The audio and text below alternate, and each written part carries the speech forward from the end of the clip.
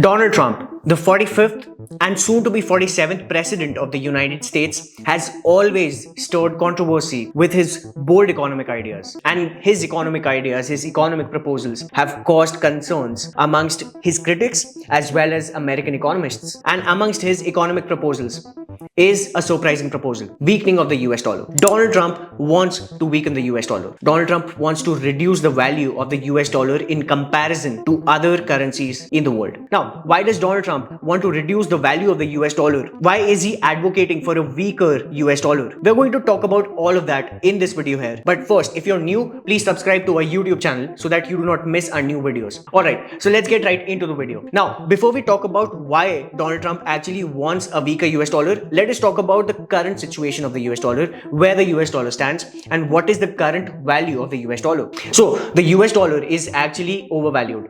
And this isn't just coming from American economists, but it is also coming from the International Monetary Fund, IMF. The IMF has said that US dollar is roughly 10% overvalued at this point of time. And not just that, but when you look at the broad US dollar index, now this index actually measures the value of US dollar in comparison to a basket of 6 other major currencies of the world. Now, according to this particular index, the US dollar has appreciated 25%, roughly 25% in the last 2 decades, since 2006. Now, another question over here is, why is the US dollar overvalued? Now, one of the major reasons and one of the most obvious reasons for this is that the US dollar is the global reserve currency, meaning that the central banks from around the world, they like to hold this particular currency, the US dollar, in comparison to their own currency, because this is a safe haven. The US dollar is a safe haven for them. It is providing them with a much needed stability in case some mishappening takes place in the geopolitical scenario of the world. So the US dollar is a safe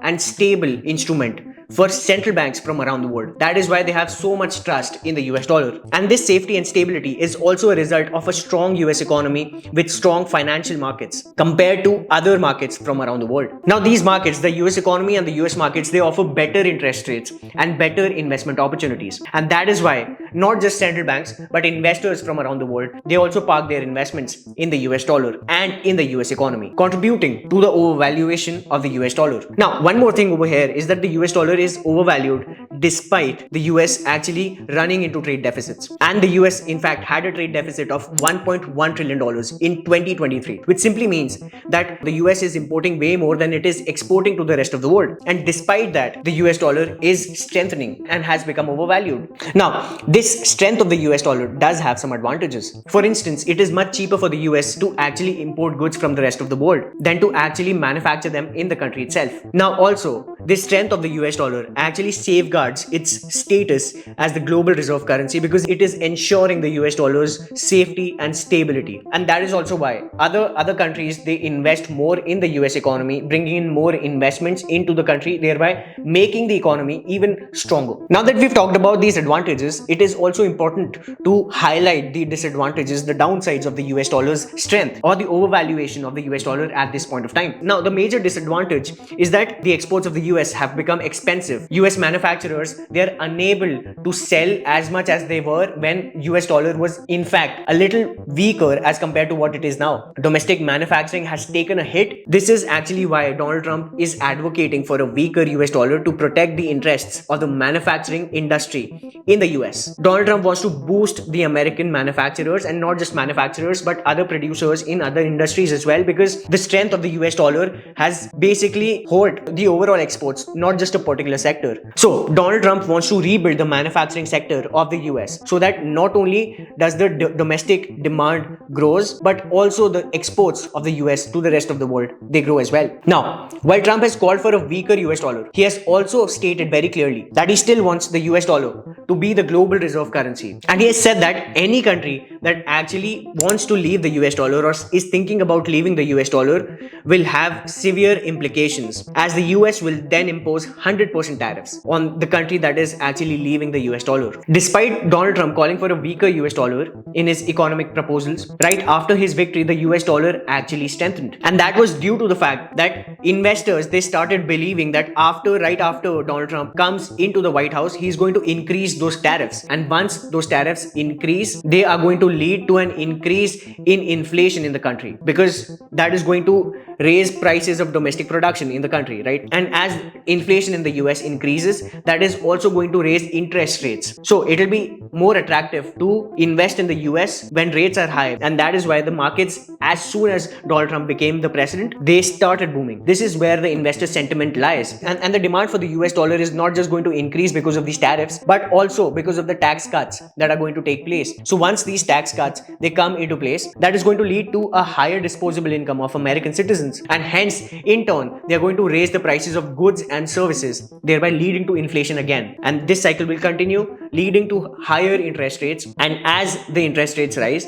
so will the demand for the US dollar. And this is why the US dollar has strengthened right after Donald Trump's victory, despite his stance on the devaluation of the US dollar. So while it seems that Donald Trump's proposed policies could actually strengthen the US dollar instead of weakening it, how can Donald Trump then work on making the US dollar weak, reducing its value, devaluing the US dollar? Trump administration has not clearly laid out a particular plan as to how they're going to focus on devaluing the US dollar, but here are some possible ways through which he can actually devalue the US dollar. Now the first one, and this one he has actually called for in his economic policy reforms as well. Now Donald Trump actually wants to have some sort of control over the Federal Reserve. He has called for government intervention to some extent over the working and operations of the Federal Reserve. If the government actually intervenes with the working of the Federal Reserve, then the US government under the Trump administration can actually pressurize the Fed to either intervene in the foreign markets or cut interest rates. Now if either of the two things happen, then the value of the US dollar will decrease. Government intervention in an independent body at this point of time is easier said than done, and even more so after Jerome Powell. He said that he is not going to resign even if Donald Trump asks him to resign. Now another way for Trump is that he can impose capital controls. Now capital control basically means that he will impose the limit, he will impose a cap on how much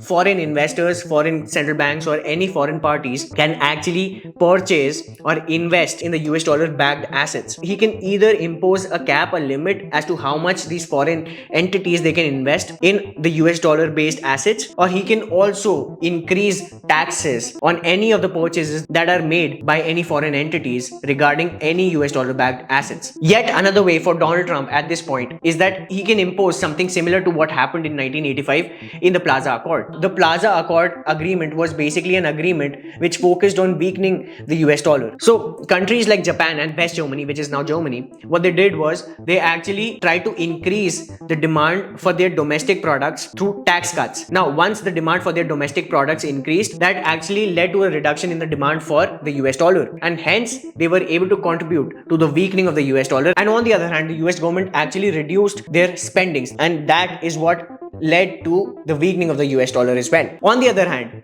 all of these countries that were involved in the Plaza Accord, what they did was they started selling the US dollar and buying their local currencies. That is what led to a decrease in the value of the US dollar, because all of these countries, they were selling the US dollar and buying their own currencies. But that was a different time. We are currently living in a different time, because the US is also trading now with countries that are not its allies. Not every country may be on board with this particular decision if Donald Trump actually focuses on doing something similar to the Plaza Accord, because China may not be on board with Donald Trump's proposal. So these are some of the possible steps that the US government under the Trump administration could take to weaken the US dollar and increase US exports, and also increasing the competitiveness of US manufacturers. But it is also possible that Donald Trump's policies could have an exactly opposite impact, which many economists and investors are expecting. They believe that that is going to happen. With that being said, what do you think about Donald Trump's proposal to weaken the US dollar? Do you think that is a possibility at this point of time?